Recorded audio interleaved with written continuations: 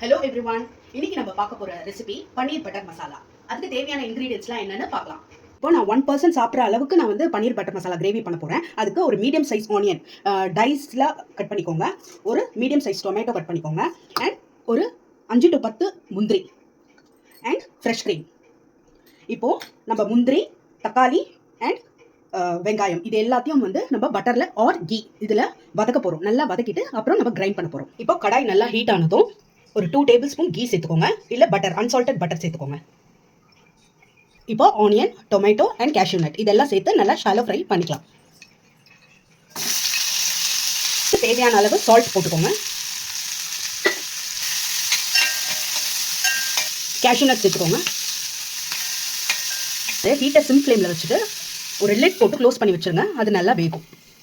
இப்போ பாருங்கள், தக்காளி நல்லா குக் ஆகிடுச்சு, ஆனியனும் நல்லா ப்ரௌனாக ஃப்ரை ஆகிடுச்சு. ஸோ நம்ம ஸ்டவ்வை ஸ்விட்ச் ஆஃப் பண்ணிடலாம். ஸ்விட்ச் ஆஃப் பண்ணிவிட்டு நீங்கள் ஒரு 5 to 10 minutes கூல் பண்ணுங்கள். இதை கூல் பண்ணிட்ட உடனே மிக்சர் ஜாரில் நல்லா ஃபைன் பேஸ்ட்டாக இதை கிரைண்ட் பண்ணிக்கோங்க. ஒரு டேபிள் ஸ்பூன் கீ சேர்த்துக்கோங்க. கீ நல்லா ஹீட் ஆன உடனே நீங்கள் மட்டன் ஆர் சிக்கன் கறி மசாலா பவுடர், ஓகேவா, உங்கள் ஸ்பைசினஸ்க்கு ஏற்ற மாதிரி, காரத்துக்கு ஏற்ற மாதிரி சேர்த்துக்கோங்க.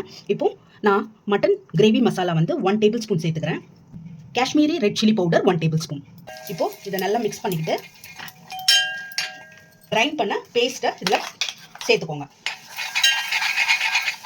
கிரேவிக்கு தகுந்தபடி தண்ணி சேர்த்துக்கோங்க. நல்லா மிக்ஸ் பண்ணிக்கோங்க. கிரேவி நல்லா கொதிக்கட்டும், அப்புறம் நம்ம பன்னீர் சேர்க்கலாம். இப்போ உப்பு செக் பண்ணிக்கோங்க. கிரேவியில் உப்பு கரெக்டாக இல்லைனா இன்னும் கொஞ்சம் உப்பு சேர்த்துக்கோங்க. இப்போ பாருங்கள், கிரேவி நல்லா குக் ஆகிடுச்சு.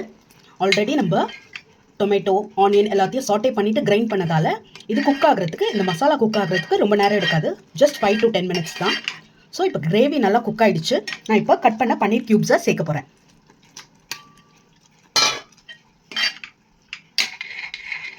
பன்னீர் க்யூப்ஸ் சேர்த்த உடனே லிட்டை வச்சு க்ளோஸ் பண்ணிவிடுங்க. அந்த பன்னீர் நல்லா கிரேவி அப்சர்வ் பண்ணட்டும். அது ஒரு 5 minutes ஆகும். அது வரைக்கும் நல்லா குக் ஆகட்டும். சிம் ஃப்ளேம்லேயே இருக்கட்டும் ஹீட்டு, ஓகேங்களா. ரொம்ப ஹை ஃப்ளேமில் வச்சிங்கன்னா சீக்கிரம் இது வந்து தீஞ்சிடும். இப்போ பாருங்கள், பன்னீர் நல்லா வந்து கிரேவி அப்சர்வ் பண்ணி சாஃப்ட் ஆக ஆரம்பிச்சிடும் பன்னீர். இப்போ வந்து நம்ம 1 to 2 tablespoon of fresh cream and dry methi leaves சேர்த்துக்கலாம். ரொம்ப ஃப்ரெஷ் க்ரீம் சேர்த்திங்கனாலும் ஸ்பைசினஸ் கம்மியாயிடும். ஸோ அளவாக சேர்த்துக்கோங்க. And kasuri methi leaves, dry kasuri methi leaves, அதுவும் கொஞ்சம் சேர்த்தா போதும். நிறைய சேர்த்திங்கன்னா ஒரு பிட்டர்னஸ் டேஸ்ட் வர ஆரம்பிச்சிடும் ஜாஸ்தியாக. இப்போ நல்லா மிக்ஸ் பண்ணிவிட்டு ஒரு 1 minute வந்து நீங்கள் குக் பண்ணால் போதும், கிரேவி ரெடி ஆகிடும். பாருங்கள், பன்னீர் பட்டர் மசாலா கிரேவி ரெடி ஆயிடுச்சு. இது ரொம்ப ரிச்சாக இருக்கும் அண்ட் டேஸ்டியாகவும் இருக்கும். நம்ம கேஷ்யூ, ஃப்ரெஷ் க்ரீம் எல்லாம் சேர்க்கறதுனால இதை நீங்கள் ரொட்டி, நான், ஜீரா ரைஸ், பாஸ்மதியில் ஜீரா ரைஸ் பண்ணி அதோட காம்பினேஷனாக சர்வ் பண்ணலாம். தேங்க்யூ, பாய்.